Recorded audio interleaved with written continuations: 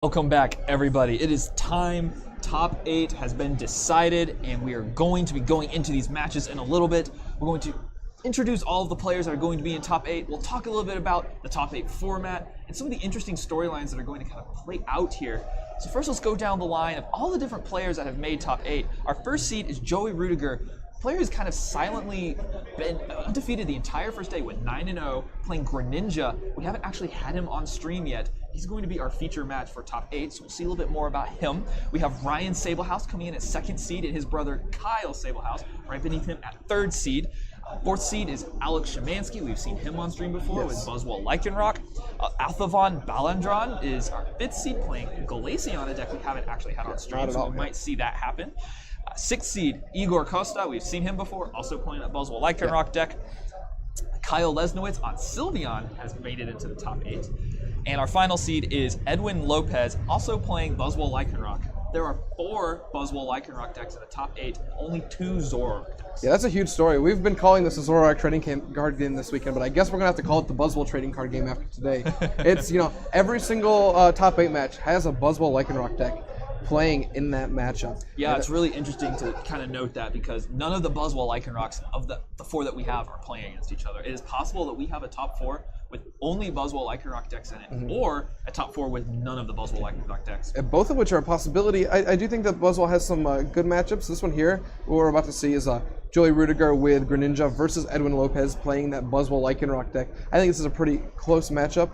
And there's a couple other ones that are, they swing either way, but like we've said all weekend, we call it, we say, oh, this matchup is very favorable for one side and anything can happen in these games of Pokemon cards. So. Yeah, Joey here. So let's talk a little bit about this player because, like I said, he's kind of silently just performed really well at this regionals. We haven't had him on camera yet. We're going to see him here now. At the last 4 major events that he has attended, this regional, the previous 2 North American regionals, and the Oceania Internationals, he's made Top 8 or better. Yeah. Here are these regional tournaments. He's always lost in Top 8 too, funnily enough. Alex Hill in the previous 2, and almost met Alex again in the Top 8 here as first seed. Alex bubbling out, unfortunately, at 9th seed means Joey's going to have a different opponent in Top 8, and maybe he can break this Top 8 curse here and push forward in a North American regions. Of course, getting 2nd in Oceania to Tord Reklev while Tord was on his way to his 3rd consecutive internets. Yep. Joey still, he put up a good fight there, and I think he's going to put up a good fight throughout this Top 8. Sure. There's some other great storylines in this tournament. We have both Ryan and Kyle Sablehouse in the Top 8, both at those top 2 and 3 seeds. They will not play each other until finals if they make it that far. Yeah, it is possible that a Sable Bros final could be a reality, and I can't think of a more interesting storyline to kind of see progress as the Top 8 bracket fills out. Especially in the first Carolina regionals that we've had, absolutely. at least, if not ever, at least in a long time. On their home turf as well, so that could be super exciting to see. Yeah, Igor here, he's going for his 2nd consecutive regional win after winning Costa Mesa just 2 weeks ago. There's just so much going on. So many of these players are accomplished and great in their own right. Yeah, not only would this be Igor's 2nd consecutive regional win, it would be his 3rd of the season. Yeah. So, really making a statement, as I said before, I think on a previous day, Igor already is definitely understood to be one of the best in the game has ever seen, and still performing at a very high level. Yeah. Igor, when he first moved to the United States, for those of you who don't know, Igor lived in Portugal for a long time. When he won his when he won his world championship and got 2nd at the other world championship, he was still living in Portugal. But now, since he's moved to the United States, a lot of people are like, oh, there's a bit of a stigma against European players, I believe, in the United States and in the rest of North America. And there was some talk like, can Igor compete with the rest? And well, Igor's proved that Igor can compete, and Igor can beat the rest. He can thrive with the rest. Igor is just an absolutely amazing player, and of course, going for, like we said, his 3rd regionals of the win. Ryan Sablehouse also hunting for his 2nd regionals win of the season. Players having some incredible seasons up until this point. They've still got some time to go. We've got some more internationals to play. Get the World Championships obviously as well. So already making a case for themselves as some of the best players that the game has ever seen. And moving forward, only more possibilities for them. Yeah, absolutely. We are only just past the halfway point of the season, and many of these players are already up, around 1,000 championship points in that range, going for that race for top 16, top 4 positions to give them those day 1 buys at the World Championships. Those buys are so important. Super There's valuable. so much that can happen on day one of a regional day one of Worlds. You're just like, I just need that little bit to get me into day two, give me a better chance of becoming the world champion. Right, yeah, it gives you a moment to kind of scan the metagame as well and figure out what everyone's playing in day one. So getting those top 16 spots, certainly very valuable. And we see multiple name players here, like you were just saying, already in that contention for top 16 and looking to further establish their spot in that upper echelon of elite players. Yeah, about half of these players right now are earning those stipends to travel to the international championships. It'll give them a better shot at getting those top 16 spots at the World Championship. We have Joey, Ryan Sablehouse, Igor, all of them are in that race right now, and as well as Alex Szymanski. And they're just really pushing to try and keep their positions in the top 16. Right, so we'll have to follow them as they continue through this top 8 bracket, and we will figure out exactly who's going to be getting all these points and how that top 16 is going to ultimately shake out at the end of this tournament. Let's get a little bit now into the actual feature match that we're going to be watching here. We've got Joey Ruettiger playing against Edwin Lopez. This is, of course, going to have a Buzzwole Lycanroc deck in it because every single top 8 match has one. So we have Buzzwole Lycanroc playing against Greninja. Who do you favor? Why do you favor them? So Greninja, I say this every time I see a Greninja deck. Greninja's favored if they don't have a dead hand. We can see some interesting things like we saw yesterday where an Espeon EX just gets cornered into the ground. Could happen again here. But to that note, I think that Joey's going to avoid playing his Espeon EX down. He knows what can happen. But it looks like we're already getting started in this top 8 match. Now let's transition into the game and see as Edwin has gone first and has opened with a Cynthia. Doesn't play Bridget. Buzzwole Lycanroc, not a deck to play Bridget. Neither is Greninja for that matter, so we don't have any Bridget in this top 8 match. So Cynthia, a very fine turn 1 supporter card for Edwin to play here, and let's see what other cards he can kind of develop onto his board. It's interesting. You note that neither of these decks play Cynthia. Neither does the Sylveon deck. So only 2 of the decks in top 8 are also playing Bridget. Only 2 Bridget decks in top 8. Of course, the 2 Zoroark decks that we see there. Really funny to note that there are only those 2 Zoroark decks in top 8, considering just how dominant we've seen on all of these stream matches, just how strong that card is. But not showing its face here in this match. Definitely a different matchup because Greninja just totally different. Yeah. If we look at the prizes here, Edwin prized 2 Rockruff, and looking at his deck list, those are the only 2 Rockruff he plays. Wow. That also means because he's playing the promo Rockruff and not the corner Rockruff, we will not see corner Espeon endless loop. Thankfully for Joey there, that's not going to be the case. We'll look over to his prizes. He has prized a Frogadier. That is certainly not what he wants to see because you want to ideally water duplicates and put 4 Frogadier down on the board on your second turn of the game, but prizing just 1 is manageable. He's going to use that Brooklet Hill, activate it, go get a second Froakie so he doesn't just get his lone basic knocked out. Yeah. In this deck, this Brooklet Hill turn 1 is very important so that you don't just end up losing immediately. Right. He's going to shuffle up here. Greninja, not really a deck that requires many more cards to be played on its first turn, or really even its second turn. You just need to build towards that watered duplicates. Joey has the option to potentially attach an energy and bubble, but says, nope, this is all I need is 2 Froakies to guarantee I will get the Frogadier on the next turn, assuming he has it in his hand. We'll go back over to Edwin, who has the Buzzwole and the active position, benches a Regirock, and with a strong energy, that Jet Punch is going to knock out Froakie. So these Greninja decks, a lot of the time, their early games are just... their turns seem really lackluster, but all Greninja wants in the first turn is 2 Frogadiers, and then to have a 2 Froakies, and then to have a Frogadier and an energy next turn, so they can start setting up. Unfortunately for Joey, his active Buzzwole just has a basic fighting on it, so it's only doing 40, not knocking out the Froakie, but it will set up for a knockout on both Froakies if Joey is not able to draw into his Frogadiers. Edwin making use of Joey's Brooklet Hill here, going to go try to find Rockruff, and then discovering, oh, I have no Rockruffs in my deck.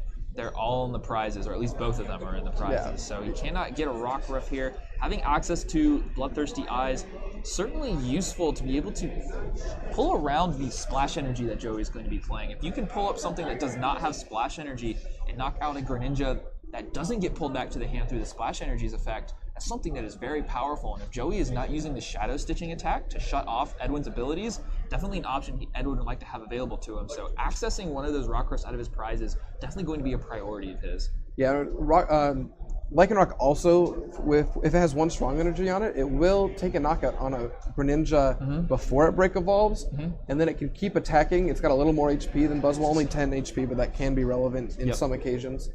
Joey going to go here, evolve into the Frogadier. Does he have an energy? He's got a splash energy, in fact. So he can use that Brooklet Hill, get another Froakie on the board, and then go for the water duplicates, fill his bench up. And with the splash energy, that Frogadier is going to come back to his hand, which means he'll be able to evolve this fresh Froakie that he is going to be putting down onto the bench through this Brooklet Hill. So pretty decent setup so far from Joey. The only downside, as he's going to announce water duplicates at this point, is, well, one of the Frogadier is in the prizes. Well, he is also about to lose probably 2 prize cards here, or Edwin will be gaining 2 prize cards. Right.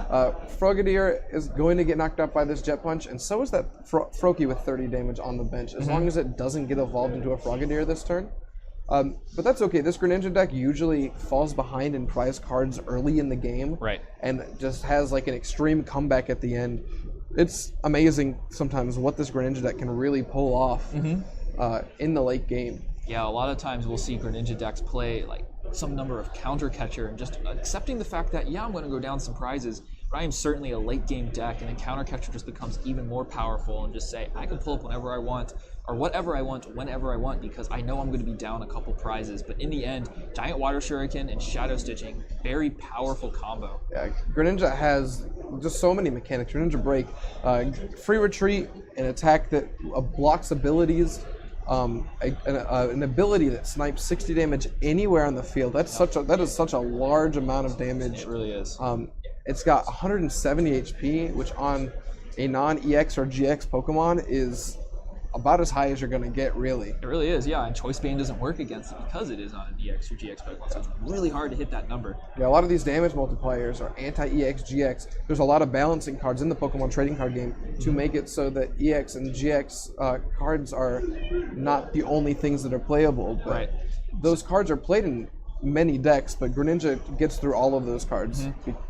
So Edwin's turn here. He's going to go with the Max Elixir, does hit it, and it goes to a bench Buzzwole, puts down a Choice Band. Technically not that relevant against Greninja. Greninja usually does play one Tapu Lele GX, and we do see in Joey's list, he does play one of those. Also does play an Espeon EX. Probably not going to see that come into play this game, or this matchup at all. So that Choice Band, marginally effective. Mostly just wants to get it out of his hand, Edwin does, so that he doesn't draw it off of his end to 6. And Joey, pretty grateful to receive that end. His hand was a little thin, so gets a couple extra cards here.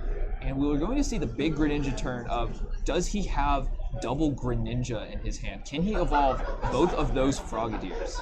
Yeah, Greninja really just wants to draw into these breaks really fast. We do see an Evo Soda in Joey's hand, so he will be able to go and grab at least one Greninja this turn. Yeah, Joey playing a full 4 copies of Evo Soda because you really just need to keep evolving over and over with this deck. Going to go through, get one of his Greninjas, going to count and see, okay, I have all of my Greninjas still available, I have all of my breaks. Goes with a second Evo Soda, really showing what 4 full copies will do for you because you draw them so often. And that is pretty much, given his board state from the previous turn, this is exactly what Joey wants to be able to do. He can even go get either another Froakie, or if he wants, get a Staryu, which he does do. Does play the 1/1 Starmie line with that Space Beacon ability, allowing him to discard a card from his hand and get 2 energies out of his discard pile. That's how he fuels his Giant Water Shuriken train at the end of the game. Yeah, Starmie is such an amazing card in this deck because as we've talked about, Greninja Break's Giant Water Shuriken ability, just discarding 1 water from your hand to go do 60 anywhere. Starmie can just go and grab those energies out of your discard pile by just discarding 1 card. Yeah, so we're going to go with the Ultra Ball here. Joey discarding a Cynthia, going to go get his Tapu Lele and use it a little early here in the game because he wants to see the end come down. He wants to put Edwin down to 4 cards, which is pretty strong move here.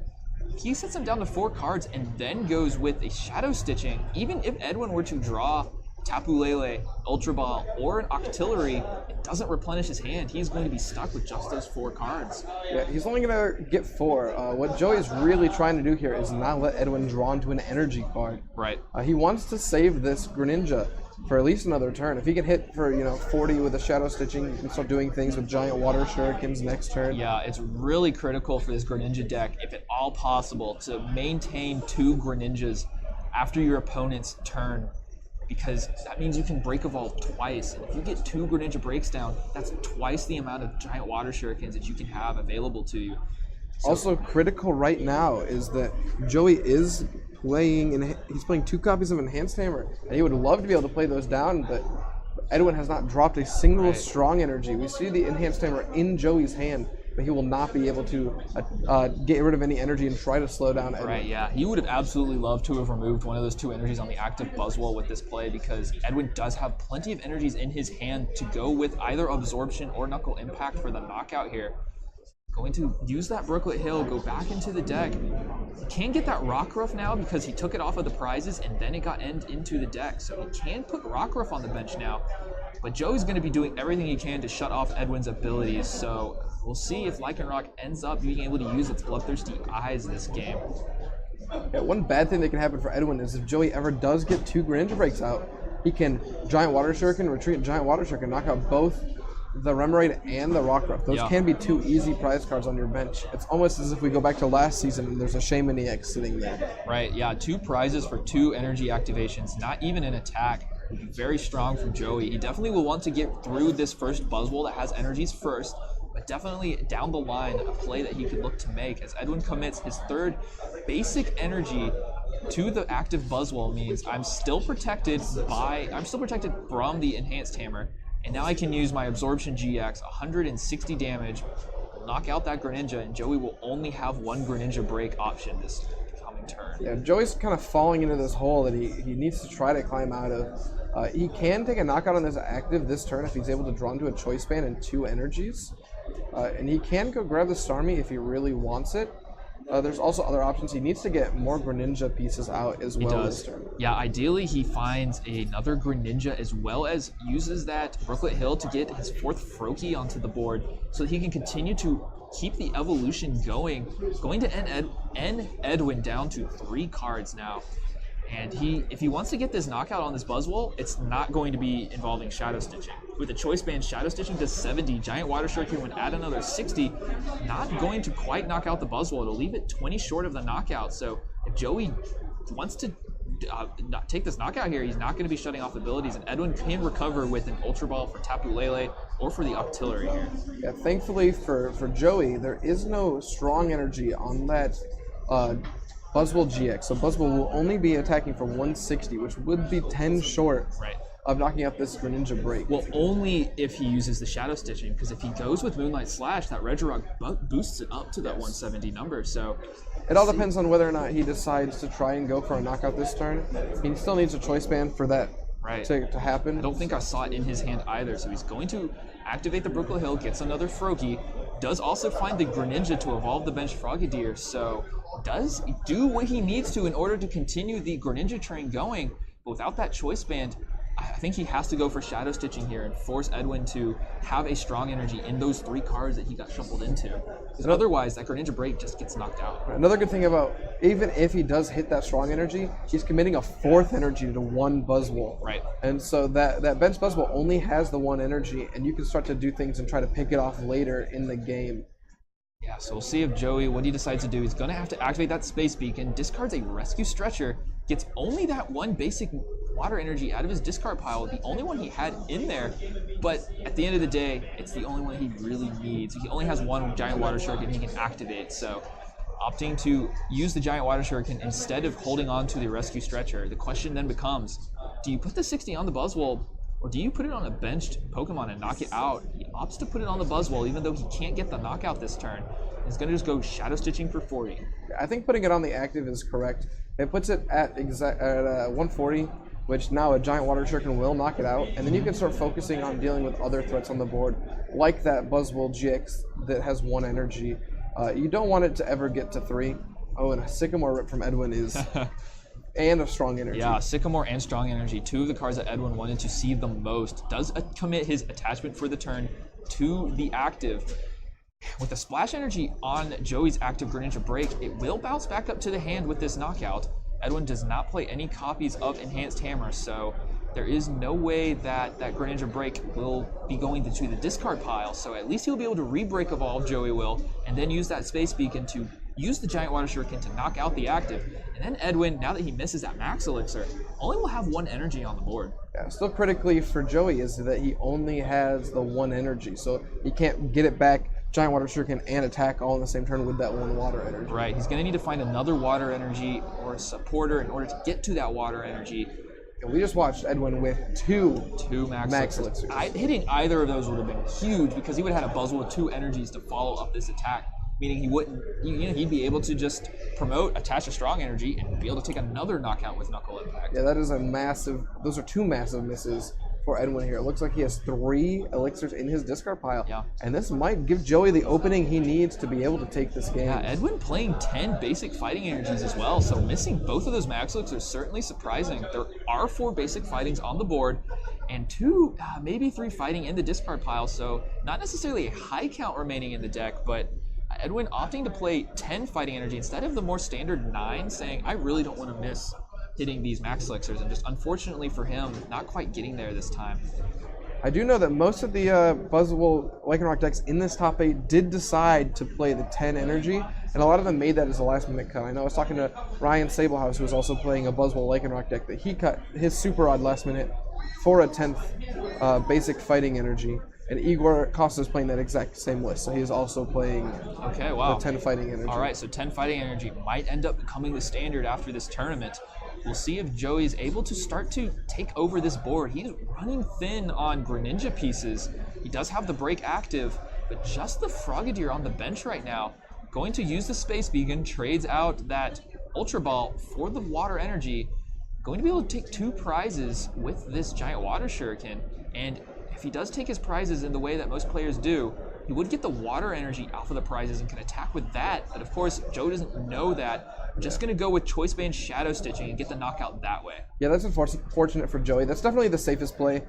Joey doesn't know that he has that water energy right there in the prize cards. If he knew, of course, he would take the 60 and take the extra attack here. But he's just going to oh, and he doesn't evolve his bench. Was that bench Froakie not a Frogadier already? I don't actually recall if he had evolved it, or even if he had an out to evolve it. Well, he just got the splash energy. Just brought the whole. You're right. So yeah, it up. Must have been a Frog. It was a Froakie because he had just Brooklyn Hilled for it. So he evolved the Frogadier.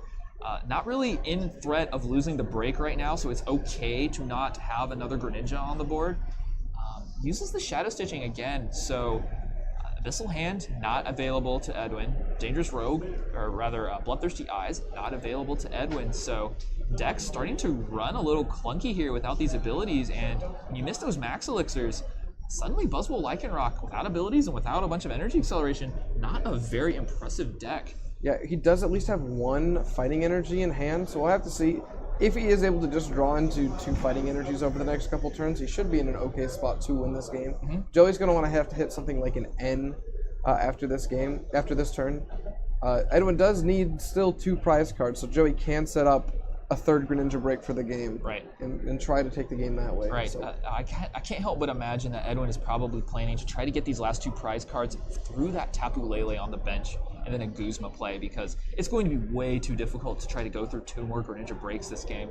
So I can only imagine he does have, I think that was Guzma in his hand. There is a Guzma in hand, but there is not an energy card. Right. So missing those max elixirs is critical here, because otherwise he would have won the game this turn. Gonna have to just go with this Ultra Ball, get another Pokemon out of his deck, but nothing really going to be that important that's going to have any sort of impact because Edwin has no abilities. Shadow Stitching is very strong. You can still grab something like this Octillery to try and say, okay, force your opponent to never do more than just the 70 damage or the 40 damage if there's no choice band. Yeah. But it still, it hurts. It does also protect that Remoraid from just getting immediately Yes, it does. It does do that as well. With that Giant Water Shuriken. So definitely still a good move, even though you cannot activate that Abyssal Hand ability this turn.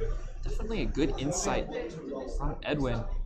And going to check Joe's discard pile before he goes. And do you think he's going to do a Jet Punch for just the 30 this turn? Or do you think he leaves it on the bench and tries to keep it healthy? It depends on what Edwin's trying to go for a win condition. If he's trying to swing through these 2 Greninjas, he can Jet Punch, put damage on both the Greninja and the Frogadier, and then next turn use Knuckle Impact. Yeah. It's going to be rough, actually, going forward from here for Edwin. He plays an N. N card, okay. Joe goes down to 4.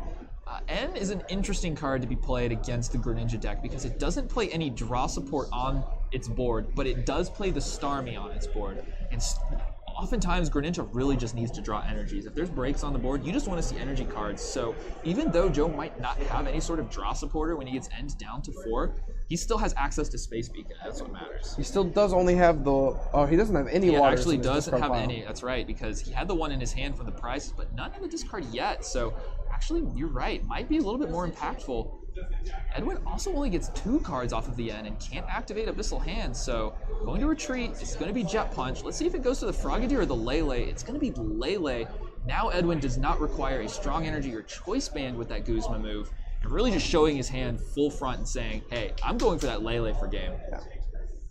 And he still has no strong energy down, so not susceptible to those enhanced hammers. Right. That is the one good thing that Edwin has had going for him this game, is he's not been forced to attach strong energies. Instead, he has been able to attach just the basic fighting. Right. He's only been attaching strong energies when he needs them exactly for that turn, and then enhanced hammer wouldn't have mattered. Yes. And so again, in this case, he would be attaching strong energy just in time for the knockout. But now doesn't even need that. Joey going to have the Greninja from hand, so it's certainly really good from him. Activates the Brooklet Hill and just fails it. Nothing that he wants to get there. I think he's out of Frokies. If not, he only has 1 left. Yeah, he does have an N in hand, so he can shuffle and draw a couple cards, and then draw back into and then put Edwin back down to 2 other cards that he might not want. I think it would be correct. I don't know if he's got out to a Greninja break in his hand, but to play the end, try and find a basic water energy here so he can activate that giant water shuriken ability, and he does go for it. Not before attaching his splash energy to the active first, though. So now he has a couple of options. If he wants to continue the Shadow Stitching lock, which I imagine is what he wants to do, considering Octillery is on the board, he now has that splash energy in play, so if that Greninja were to get knocked out by a Knuckle Impact, he'd be able to play down another break. The second option he has is, if he really wants to, he can go with the Moonlight Slash, returning that basic water to his hand, doing 110 damage in total, and then he has a water energy in his hand in order to use Giant Water Shuriken. I don't believe that Joey's really in a position where he can afford to not Shadow Stitch. He does hit a water energy, it looks like, so he can go ahead and Giant Water Shuriken the active. There's very good math on Joey's side for this Buzzwole deck. 70 damage from Moonlight Slash and then 260s from Giant Water Shuriken will be enough. Right, yeah. Puts the 60 damage down with Giant Water Shuriken, says Shadow Stitching, 70 damage to you, setting him to a perfect 60 left. Edwin's hand, only 3 cards, still no abilities, so Tapu Lele does nothing for him. Abyssal Hand, nothing for him. Max Elixir, let's see if he can hit it this time. 1, 2, 3, 4, 5, 6. Yes, it does. Goes to the Sudowoodo. He could use Watch and Learn and could copy Shadow Stitching and turn off Giant Water Shuriken. He turns off Giant Water Shuriken, and then he gets 3-shot by Shadow Stitching, kind of trying to force Joey's hand into just knocking it out, or giving him his abilities back. Right, yeah, so Shadow Stitching could certainly be a good move here to return from Edwin's side. Going to go with Jet Punch, though. He says he starts to put the dice down and says 30 here, 30 here. Go over to Joey, and it's starting to look at a very dominant position because we're going to start to see double Giant Water Shuriken. Edwin's going to go ahead and just concede. You can't go through 2 breaks at that point. Yeah, no, absolutely not. So what Joey can do there is just deal with that one Sudowoodo on Edwin's bench with those Giant Water Shurikens and just take the active knockout with Shadow Stitch. And then he has 1 prize card left, and Edwin has no energy on board, so he would just end up winning the game the next turn. There we go. We see the power of the Greninja Break deck. Goes down on prizes early. After 2 Jet Punches, already had hemorrhage 2 prizes. In the end, still powerful enough to just say Shadow Stitching, Shadow Stitching. Drop 60 here, drop 60 here. Very powerful deck, and we'll see if we can see any sort of different game plan come out of Edwin in game 2. Maybe there's a way he can apply a little bit more pressure. Maybe hit some more of his Max Elixirs so that his Buzzwolls end up doing more damage and he's not stuck just doing Jet Punch in the late game. One of the most powerful comeback mechanics in Pokemon is being able to ability lock your opponent and then end them and put them down to 1, 2, 3 cards.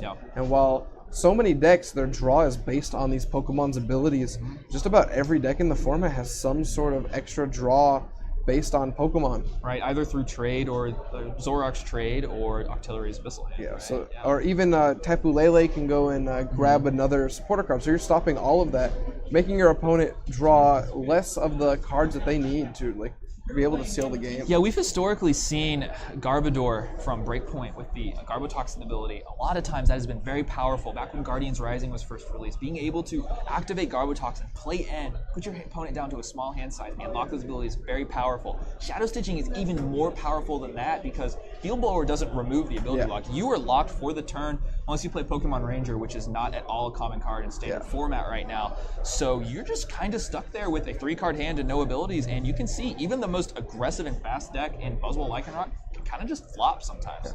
It is important to note that Edwin really just, if he hit one of those 2 elixirs, he was probably in a dominant position going forward. Totally different game. So we need to keep that in mind. But yeah, this Greninja deck is very strong, and we'll have to see if Joey can keep rolling the way that he has been throughout this entire tournament. Right, yeah, it was a pretty good setup out of Joey. Even though he had prized one of the Frogadiers, he didn't miss his turn 2 water duplicates. He had double Greninja on the following turn. Those are the big keys that you want. You want turn 2 water duplicates, and you want at least 2 Greninjas on the next turn. That way you can try to build up to that double break, because once you get to double break, it is so hard for your opponent to answer. The Greninja deck really is just trying to get to double break, and at that point, it's almost like double break is a win condition for them. Yeah, I mean, we saw in game 1 there, the second he goes to double break, Edwin says, I can't win this game anymore, and concedes all of his, scoops up all of his cards and concedes the game.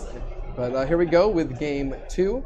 And we do see the Espeon start, but as we said earlier, thankfully for Joey, Edwin is not playing corner Rockruff.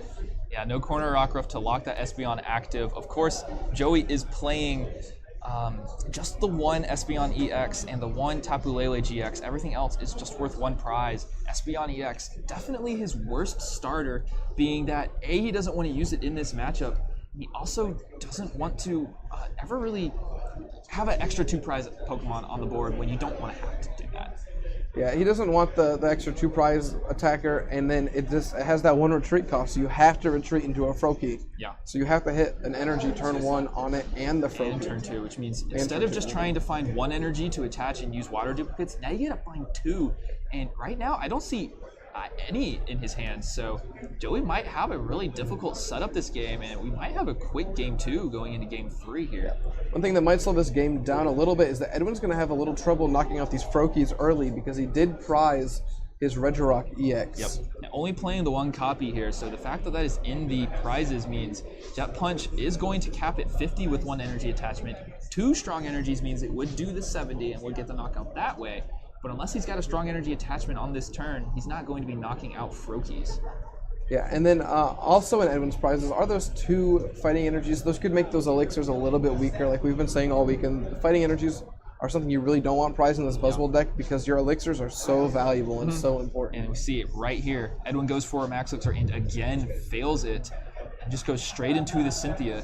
Says, all right, well, we'll try again, see if I can maybe draw some more cards here to apply a little bit of gas. Yeah, we'll have to see what Edwin draws into. He gets at least 1 energy. I see a strong. Strong as well. Joey prizing Enhanced Hammer, so strong energy is a little bit safer. Joey does play 2 copies of that card, though, so that strong energy might still get removed. It would just be a little bit more difficult for Joey in order to come across that Enhanced Hammer.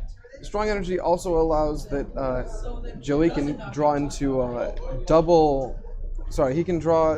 The Edwin can draw into double strong energy onto the Buzzwole and knock out a Froakie or a Frog. Exactly. Yeah, without having access to Regirock, that's really his only option for getting that quick knockout. But of course, Joey also is not going to have a Froakie in the active position at this point. That Espeon is going to stay there because he certainly doesn't want to promote his lone Froakie that he's going to have and then just have it get Jet Punched immediately. So gonna want to leave it on the bench. So unless Edwin has access to Guzma, this strong energy math doesn't really matter too much onto Froakie. But to see what he grabs, his hand looked a little dead, so I wouldn't be totally shocked if we saw the Lele come down. He does go ahead and grab a Froakie. It is what he wants to get on the turn 1. Yeah, so he's going to get that Froakie down. Ideally, you see that second one, but do you really want to expend a second Ultra Ball? Discard Starmie. He's gone down 2 Ultra Ball and 2 Evo Soda, and he's going to go with Tapu Lele to go grab Cynthia because he doesn't have any energy cards, and he needs an energy card on turn 1 and turn 2 if he wants that water duplicates to come through. And he needs at least one of them to be a basic water to be able to retreat the Espeon EX. Right. Because the Splash Energy cannot be attached to the Espeon EX Correct. to retreat. Correct. So certainly looking for a basic water energy here. It's okay if he does get just a splash energy because he can play it down onto the Froakie and then the following turn try and dig for that water. But in any case, needs to find an energy here or Joey's start going to be much, much slower than the previous game. Yeah, there's still a chance for him to pop off here a little bit. These two EXs on the board two EX/GX Pokemon are a little unfortunate on the field as they are 2 prize knockouts that Edwin can take with his Buzzwole GX's attacks. Yeah.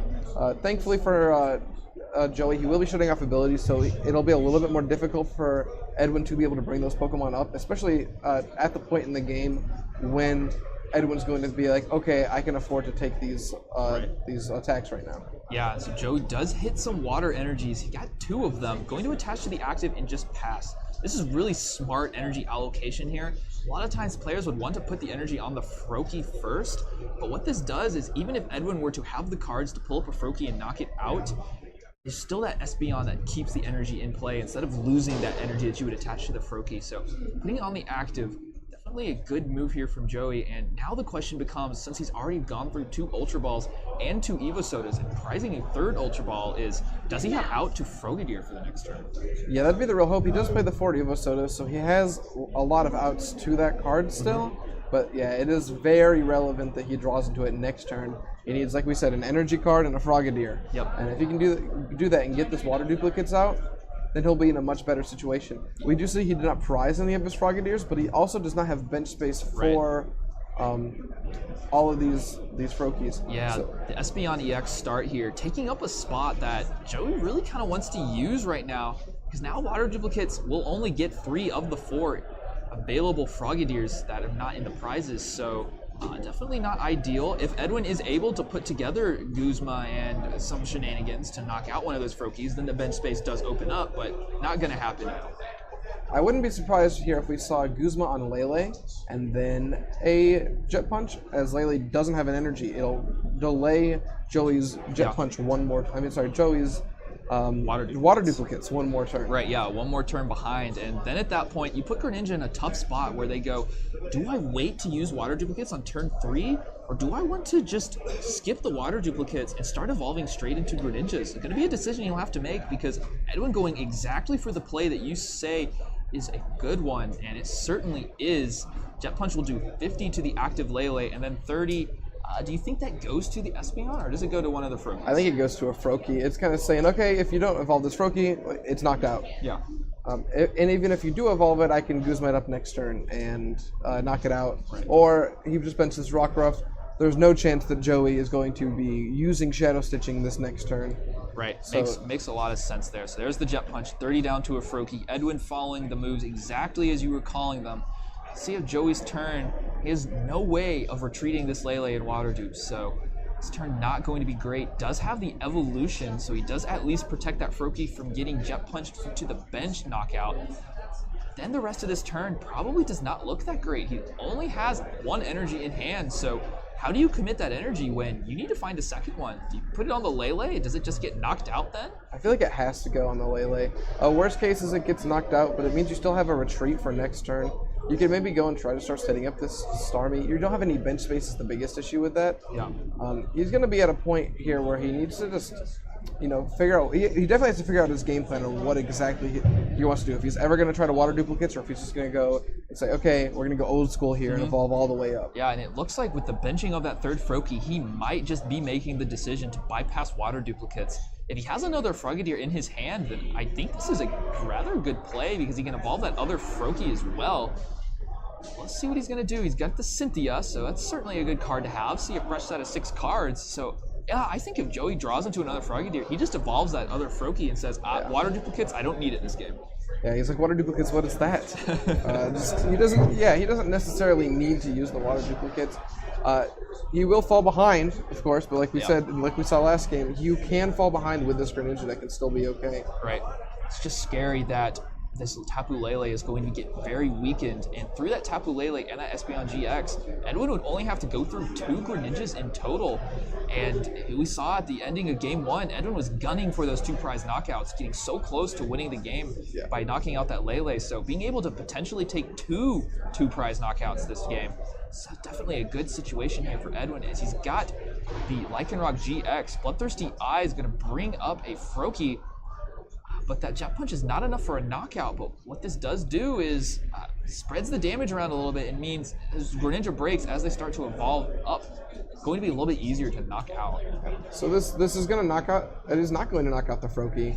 Right. And he is again going to either delay the water duplicates, or Joey's going to have to draw into Frogadier Energy. But if he draws into Frogadier Energy, he can only still get one Frogadier. So yeah, this is a pretty strong play from Edwin. It's slowing his opponent down more than he already had. Right. Water duplicates would produce one Frogadier from the deck, but then the active Frogadier just gets knocked out. So you actually just don't net any Frogadiers with that move. So Edwin really putting on a lot of pressure here from Joey, but in a weird kind of way, because he's not just taking a bunch of knockouts, he's just making Joey have a really hard time with that setup. Now considering what the Jet Punch is going to spread the damage to, as he goes to 50 to the active, he's going to put it on that Frogadier and says, all right, you got to evolve this again, otherwise it gets knocked out. Do you have Greninja or do you not? Yeah, he does have, Evo Soda Energy. He does need to get an evolution on both of those, both the Frogadier and the Froakie, if at all possible. The Froakie is less important.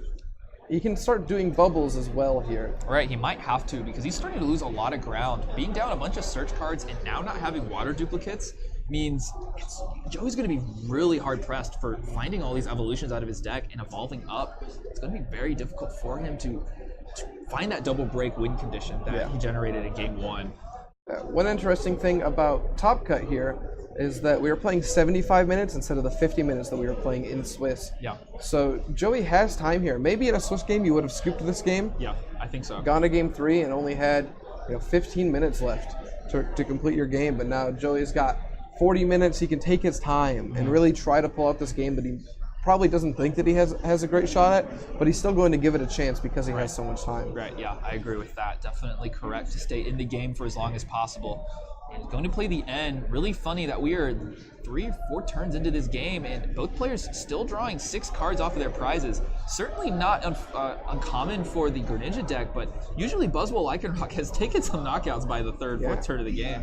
There's definitely a lot of damage on the board. Edwin's definitely in a very good position just board state-wise. Yeah. So we'll have to see what he does and how he can take advantage of this board state that he's been put into. Yeah, so this Ultra Ball going to go get another evolution. It's almost got to be Frogadier. Going to evolve the benched Froakie to Frogadier, potentially conceding the active Froakie if he misses the bubble flip. It goes with Brooklet Hill. Say, oh, can I get another Froakie on the bench? Maybe Staryu? Decides against it. Going to just shuffle his deck. Yeah, he's not out of Froakies. He should have one more Froakie left. Right, he should have one more Froakie left. I don't think he discarded one with Ultra Ball. That doesn't make any sense. So maybe deciding he wants to keep that bench spot open in case he wants Staryu later, but surely he's going to open up some more bench spaces as the game goes on. So an interesting play. We'll see if he hits the bubble flip. He does. Buys him a little bit of time as it paralyzes the Buzzwole. There it is, turn to the right to mark, I am paralyzed, I can do nothing this turn unless I have Guzma. Yeah, so now what Joey can do is he can sit here and if Edwin does not have a Guzma and an energy to be able to take a knockout or to do any sort of attack or retreat, well, there's the Float Stone. Or Float Stone, that's another piece that you can use. If Edwin doesn't have the Guzma here, he just has to pass. And it gives Joey another turn to set up, a Greninja break and a Greninja on that Frogadier, and he could probably just bubble again, trying to stall one more turn to get himself into that double Greninja break like we were talking about earlier. Right, a much needed turn that he would be buying with this bubble flip here.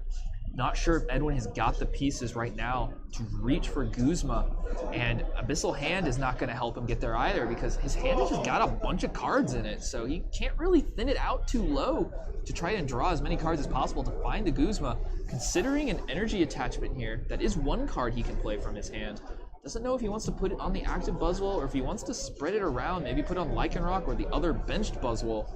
We'll see what he decides to go with. Yeah. It looks like he might be able to draw one card here on this Abyssal Hand, and if it is that Guzma, then he is in a very strong position. Yeah, Guzma just pulls up the one Greninja that's on the board, immediately knocks it out, and would pretty much put Joe's board into a terrible position. Goes with the Abyssal Hand for one. It is not Guzma. Also does not attach to the active, so even if he were to have hit the Guzma, it would not have been a knuckle impact. So he's going to just pass the turn, flips his card back to the front up position, and Greninja Break, the first one, has hit the board and has a splash energy to boot. And a Greninja, and then he's going to Brook the Hill. I think we're going to see something come down this time. Yeah, it's gotta be, well, I don't know. I guess it could either be Froakie or Staryu. They are still both available, assuming he didn't discard them with Ultra Ball, and I cannot remember if he did discard the Froakie. There it is right there. Yeah, Froakie's there. They are both in the deck. Yeah, he's moved both to the bottom of the deck. He hasn't made a decision yet. He decides on the Staryu. I think the Staryu is probably correct.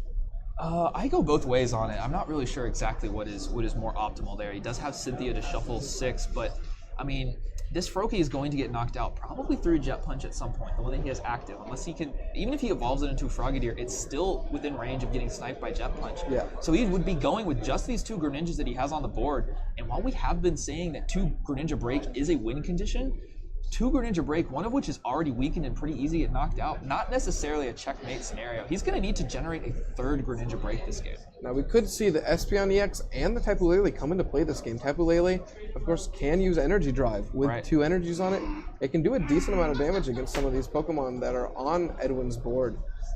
Going to retreat the Froakie. Has an Enhanced Tamer. That is critical. As it sets that active Buzzwole down to just 1 energy, means you can't attach an energy and knock me out with Knuckle Impact. Yep. And also has a Water Energy to activate his Giant Water Shuriken. He's going to go with the Shadow Stitching. Has the Choice Band active, so it will be 70 in total, as Joey does catch that. It sets up that perfect math that you had mentioned in Game 1. One more Giant Water Shuriken, that Buzzwole goes down. Yeah, you can do either the Giant Water Shuriken or the Shadow Stitching, depending on what he wants to do. If he does the Giant Water Shuriken somewhere else, then he can ensure that he's doing damage to the 2 targets that he wants to do damage to, instead of giving Edwin the choice of at least one of those 2 targets. Right, yeah, technically in that scenario, 10 of his damage goes to waste because he only needs to apply 70 to the active, and the Shadow Stitching would be doing 70 instead of the 60. But yeah, I think I agree with you there. Putting the 60 on the other benched Buzzwole or the Lycanroc, both are very fine options, and then just Shadow Stitching for the knockout. Probably a more correct move. Edwin's going to play N here. Doesn't really have a great turn right now going for him. His Buzzwole is just going to be able to attack for, 30 damage, and he can knock out that Froakie on the bench, which is nice, and get a prize there and actually take the first prize card of the game. But doesn't have a Buzzwole with a lot of energies to follow this Buzzwole up. The only real big play he's got coming up is a dangerous Rogue in the making, but that's really it. Now, we were talking about the Espeon. I mentioned that Espeon could come into play here. Espeon actually would be a very strong play if this Dangerous Rogue does ever hit the board. With these Giant Water Shurikens, you can just put a Giant Water Shuriken on the Lycanroc, put one on the Octillery, and kind of just be able to knock out both the Rockruff and the Remoraid, leaving Edwin without those energy and without his draw power. Yeah, the big move there is that he's knocking out the energies, removing energies from the board, making it so that the Buzzwole Lycanroc deck is not going to be doing a lot of damage. And also, like you're saying, removing the ability to use Abyssal Hand. If you're conceding a turn of using Shadow Stitching, but in the process you're removing Abyssal Hand, it's okay that your opponent has access to abilities because there's no Abyssal Hand to be had. He does decide to just take the damage on the active, so now it puts Edwin in a really rough position. Which Pokemon do I want to take this 70 damage? Right, yeah. What do we want to have Shadow Stitching? We don't actually know how many energies are in Joey's hand. It's very possible that he could also just retreat into the other Greninja Break and attach an energy to it, and also potentially have another Giant Water Shuriken. Edwin going to opt for the Tapu Lele GX. Yeah, Joey does have more energies in his hand, so he can apply some more pressure if he wants to use another Giant Water Shuriken. Going to Ultra Ball here, probably goes and gets going to be the Starmie, right. So now the energies are going to really start flowing for Joey. Edwin's got no way to shut off the abilities on Joey's side, so Space Beacon always going to be supplying 2 water energies every turn to Joey, which means double Water Shuriken after double Water Shuriken. He's going to be putting down a lot of pressure. He can't just simply retreat here, Giant Water Shuriken, and then use his Shadow Stitching. Yep, Giant Water Shuriken on one of the 2 main attackers that's on Edwin's board certainly would be a strong move here. I could technically also just Giant Water Shuriken the Rockruff, take another prize there, and then go with the Shadow Stitching. Have to then also want to try to take another odd prize, which could be through that Octillery. We'll just see what he opts for, as he actually hasn't even played a supporter this turn. So he goes with the Professor Sycamore. Field Blower as well, removing Stadium as well as the Float Stone, and this has been an incredible turn for Joey. We see a Frogadier in Joey's hand, but I think he's conceding that he's not going to go and hit another Greninja this game. Or maybe this is just Froakie. No, it's Froakie and Greninja. We do see the Space Beacon, so he's going to be able to do another Shadow Stitching and another Giant Water Shuriken. Yeah, and he wants to go straight for that Lycanroc GX. Here comes the Water Energy down. Shadow Stitching will do 40, and it's incredible to see this Greninja deck do this without using Water duplicates. He's gotten there by just manually evolving these Pokemon up to these break evolutions. And now Edwin, if he doesn't have Guzma, which he does right here, he would have been stuck with the Lele, but with the Guzma, he's able to pull up the one of Starmie that Joey plays, really kind of slowing down just how many energies can really fly across the board. If Joey's able to get one more Water Energy this game, he's played at least 4 of them. I'm not sure how many are in his discard pile. I would really like to see Giant Water Shuriken on the Remoraid. How many? 1, 2. Yeah, it looks like there's only 1 Water Energy left in Joey's deck. If he is able to draw into that Water Energy and in the Giant Water Shuriken, the Octillery, he can go ahead and just take the knockout with the Miraculous Shine on both those 2 Pokemon and put himself in a much better position. Right, yeah. Running a little thin on energies because he does have a Water committed both to his Tapu Lele GX and his Espeon EX. So doesn't have very many energies floating about, and without the Starmie on the board, much harder to draw into them. Joey does play a one of Super Rod, which will allow him to shuffle in more energies if he wants, and he has already Rescue Stretchered the Starmie back into the deck, saying, I can try and set this back up, get more energies flowing, so definitely not locked to the low energy count that he currently has at his disposal. We'll see as the rest of the turn plays out here, how many Giant Water Shurikens is he going to have access to this turn? It is a little unfortunate for Joey here that he did Field Blower the Brooklet Hill last turn. Right, yeah. Because now he can't go grab his Staryu. Staryu back, yep. I don't think he's got any basic water in his hand. Joey tends to hold his hand in such a way that it's hard to see what cards are in there, but I don't think there is a basic water, just a Splash Energy, so it's just going to be Shadow Stitching. I wonder if we're going to see him use Greninja's second attack and put the energy back in his hand. Looking to retreat into the other break, which has the Choice Band. Now Shadow Stitching does 70. Moonlight Slash would be 110 max if you wanted to return the Splash Energy, which you probably wouldn't. Yeah. So it would be 90 damage. I think Shadow Stitching is probably fine here. Yeah, Shadow Stitching is just what he's going to go for. He forgets again about the Choice Band. Yeah, because now Lycanroc only has 70 HP left. That's one more Shadow Stitching away from being knocked out. Joey getting closer and closer to closing out this top 8 match. Edwin needs to start taking more knockouts and figuring out how he's going to put together some 2 prize knockouts here, because that Lele and the Espeon have been on the board all game pretty much, and neither have been knocked out yet. Yeah, and it might be a little while until they're really relevant this game. Unless he can Guzma the next 2 turns in a row, which probably won't happen. Yeah. He's only going to end up taking 1 for the game. He does knock out this Greninja break, but Joey is going to get all of his Greninja pieces back. Puts a fat stack of water Pokemon back into his hand there. Does help a little bit. You know, you can just put that Greninja back down onto the Frogadier. And that is, like I said, he's going to need to build 3 breaks this game, and he's going to do that. He's going to at least get this Greninja down. He can N if he wants to. He attaches another Splash.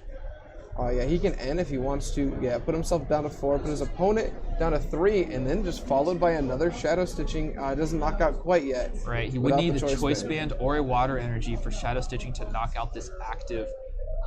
The N is a little interesting. I know Joey just is trying to see more cards, but Edwin's hand was pretty dead, and based on how his previous turn had played out, seemed pretty demonstrated that, yeah, I don't really have very many options available to me right now. But Joey really looking for that Choice Band, really looking for a Water Energy here to get this knockout and say, now I don't have to worry about Dangerous Rogue or Claw Slash anymore. And I think I did see a Water Energy drawn. Oh, and no. At least the Staryu. I think it was the Staryu was the card that I saw. We'll see. See a Sycamore. Yeah, Joey just really likes to hide his hand from the camera. I don't think there's a Water Energy there or a Choice Band. He's going to go with the Moonlight Slash, returns the Water Energy to his hand, gets the knockout, and then also does supply a Water Energy for Giant Water Shuriken later. The only critical thing to note here is now the N not nearly as impactful because Edwin has got access to Wonder Tag and Abyssal Hand this turn. So we'll have to see if Edwin's able to hit maybe... So he can go Lycanroc here and Dangerous Rogue. It is an option for him.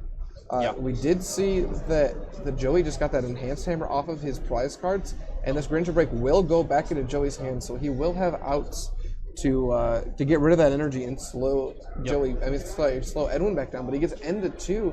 And like we were saying earlier, this Greninja deck doesn't have any way to recover from these late ends. To recover from these late ends. You don't draw a lot of cards, and doesn't have the Starmie on board yet. Even if he did, wouldn't matter too much because if this Greninja were to get knocked out by Dangerous Rogue, then he wouldn't have a break. Oh, he would have a break because of the Splash Energy. I'm sorry about that. But yeah, only getting 2 cards off of the end might really start to hurt him. So we're going to shuffle. It's going to be 3 for Edwin, 2 for Joey. Let's see if there is a Lycanroc GX. I don't see it yet, but he does have access to Abyssal Hand. No, it is in his hand. He's going to play it. Does not activate the ability. He could actually pull up one of the GXs and take the 2 prizes off of them. Not going to do that, just goes ahead and attaches Choice Band. Dangerous Rogue can knock out the Greninja, and with another Strong Energy, actually, Claw Slash can knock out the Espeon EX, or actually, you just need another energy. A regular Claw Slash would knock out the Tapu Lele as it is already damaged. Real quick, we do have updates from all 3 of our other matchups. We do, in fact, see Buzzwole Lycanroc win each of those matchups. Oh, wow. So we have Igor Costa over Kyle Sabahouse, Ryan Sabos over Kyle Lesnowitz, and Alex Mansky over Althavan Balendron. So next round we will be seeing Igor Costa and Ryan Sablehouse, a very high-key matchup on stream. So look forward to that. It looks like this top cut is going to be Greninja versus the World, and that World is nothing but Buzzwole Lycanrocs. Edwin, if he wants to join the other Buzzwole Lycanroc players in top 4 and create that total 100% Buzzrock top 4, he's gonna have to push through this game and then also win a 3rd hard-fought game. Joey just 2 prizes away from pushing forth to the top 4 and facing yet another one of these Buzzwole Lycanroc decks. They do have a little bit of time left. They might be able to pull off a complete 3rd game. Yeah. This one game in itself has lasted, 30, 40 minutes. So. It has been a long game, yeah, for sure. Edwin did not take very many prizes early. There was a lot of jet punches, a lot of spreading of damage. We could still see a little bit of the evidence of that with that 50 on the bench Tapu Lele. Let's get back down into exactly how these turns are playing out, as Joey has still that break in the active. He got knocked out in the previous turn by that Dangerous Rogue, but the Splash Energy supplying him with another Greninja break, has drawn plenty of cards since then. And is going to go with Miraculous Shine. This is going to clear the Lycanroc attacking abilities off the board entirely. Yeah. So there is still an out for Edwin to just use this Buzzwole GX on the bench to win the game. If he's able to hit an Elixir and a Float Stone, then he can, and a Strong Energy, or Guzma and an Elixir. He does have multiple basic energies in hand. He's flicking through his cards. He's got a huge hand there, 2 of which we know are the Octillery and the Lycanroc GX because they just got returned via the Espeon's Miraculous Shine attack. Let's see if Edwin can put together these 2 knockouts, or this final 2 prize knockout rather, and move this to a game 3. There's not a win condition for Joey on his next turn quite yet, unless there's some sort of Guzma play.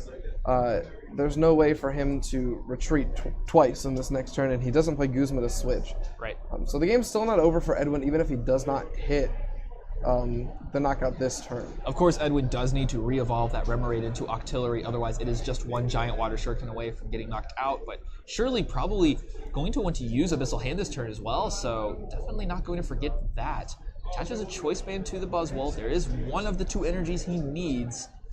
There is the Octillery. All we need to see is a Max Elixir because he's got the Float Stone as well. He hits a Max Elixir, he's going to be able to close this game out. Yeah, we'll have to see. Joey flies through that pile so fast. Also has Regirock, and that's fine to bench that because it looks like Edwin's going to be going with a Cynthia here. And he has at least 2 of them left in the deck. Abyssal Hand draws energy. Sycamore, or is that... But the Sycamore, he has a Cynthia in hand as well. The Cynthia definitely has to be the one to be played here because of those 2 basic fighting energies in the hand. Right. The deck is pretty thin, so if he does draw into those Max Elixirs, I imagine that he'll hit them. Yeah, because putting those 2 fighting energies back into the deck definitely increases the odds of hitting those max elixirs. Now it comes down to, can Edwin draw the max elixir off of 6? Doesn't have that abyssal hand anymore as he has already used it. We will see if these 6 cards produces max elixir, and then from there, if that max elixir will hit, and Knuckle Impact will close the game out. Not sure I've seen max elixir yet. Wow. I saw Mew and some energies. One more card. Is the max elixir? Wait, he only drew 4. There are 6 cards now. Is a max elixir in his hand? He plays down the max elixir. Let's see if there's a fighting energy in those cards. 1, 2, 3, 4, 5. 6. No fighting energy. Misses another max elixir. Joey has a little mini pop off after that heart attack that he must have just suffered. Super close. Now, of course, Edwin does not lose this game immediately. Not just yet. He just doesn't close the game right this moment.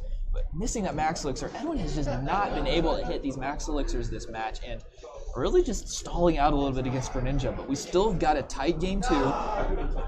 What do you think he does now that he doesn't have that third energy? Do you think he goes for a Jet Punch? You know, he can throw it up. He can't leave any of these other Pokemon active. That's the biggest issue here. He can maybe send up the Buzzwole on his bench. That's the only thing that can take a hit. If he sends up the Octillery, it's just going to get knocked out by a giant Water Shuriken and an attack. Right. This Regirock EX is going to sit there and do nothing. So is the other Buzzwole GX. If he doesn't hit a Guzma or a Floatstone to get it out of the active, he just ends up losing. The Sudowoodo has water weakness, so it'll get knocked out. Tapu Lele is just a giant Water Shuriken and an attack away from getting knocked out. So it's like, what other options does he have? I guess he just goes in, uses the Jet Punch. It will soften up both of these 2 prized Pokemon. I imagine that's what he does, right? He would just also put it on the Lele, make that a little bit... I guess it doesn't really matter. He's going to put the 50 on... If he puts the 30 on the Froakie, he can Guzma Shaman and the Froakie. It's probably irrelevant. But... Oh, you mean Guzma up the Staryu and with the strong energy Staryu could knock out that as well. He does have the evolution, Joey does, for the Frogadier. And a Brooklet Hill, chooses to activate that, and there is a bunch of Froakies. In there. Not going to get any of them. He could. He doesn't. I'd assume you would want to get one so that you just don't draw into it later. Exactly. Yeah. He doesn't need the bench space for anything. He's already played out everything else, but choosing not to do that at this point, which is certainly also fine. Going to shuffle after that, and considering how am I going to pick up this last prize. Without playing Guzma, Joey has to... he can't win this turn because he just doesn't play the Guzma. He can only go into the active here, activate the giant Water Shuriken, also has Field Blower to remove the Choice Band in his own Brooklet Hill, decides to keep it, why not? He doesn't discard the Choice Band on the active. I think that's pretty smart. It means that the Floatstone can never come down on that active. Yeah, so now Guzma actually cannot win Edwin the game because he doesn't have a way of pivoting off of his bench Pokemon. None of them can retreat currently. So we're going to see the Shadow Stitching come down. Edwin draws, let's see here. We need Guzma, Energy, Floatstone. Or Guzma, Energy, Max Elixir, hit the Max Elixir so that you can retreat with the Lele. Those are the ways he can immediately win this game. If he misses it, you have to retreat the Buzzwole. Otherwise, well, you can't really retreat the Buzzwole. No, you can't. I mean, it's only got 2 retreat costs. You can throw it back. It's not knocking out the active right now. Not without a strong energy. Yep. Now, I'm not sure how many he's played, but he definitely has that 1 prize, and I don't see one in his hand. Right. If he does have that strong energy, though, removing the Greninja break, he does go for Professor Sycamore, say, let's see if we can find strong energy here. Knocking out the break means there's no Greninja break on Joey's board the following turn. Not sure I even saw strong energy there, though. Yeah, I don't see any energy, actually. Oh, we see double Max Elixir. Double Max Elixir, not quite good enough anymore. Unfortunate that he just couldn't quite put together that knockout in the previous turn, because now Max Elixir doesn't really do much for him. He's going to just announce that's going to be Jet Punch. 30 to the active. 32, let's put it on... What's it going to be? Again, doesn't seem to really matter that much. Let's go with the Staryu. Yeah, the Staryu seems like the best bet there. He top decks the Evo Soda. Evo Soda's for Starmie. That's going to give him the energy. And then he goes with the Space Beacon, gets the energies out of his discard pile. Giant Water Shurikens, the active. The Octillery. Oh, the Octillery. That's what it's going to be. And the Miraculous Shine will de-evolve the Octillery. Put that Remoraid down to the 60 damage, only has 60 HP, gets knocked out, and that's going to be Joey's final prize. He is going to push forth into the top 4 being the lone 9 Zoroark or rather Buzzwole Lycanroc deck in the rest of this top cut. Yeah, we saw that matchup was a little bit tough for Joey, and his opponent had to have a few key misses for him to be able to pull that one out. So we'll have to see if he can continue this streak of luck. And of course, Joey's still a great player, but he's going to need some help to get through this field of buzz rocks everywhere. All right, guys, we're going to take the slightest of breaks. We will quickly interview Joey about that match, and we will move on to top 4.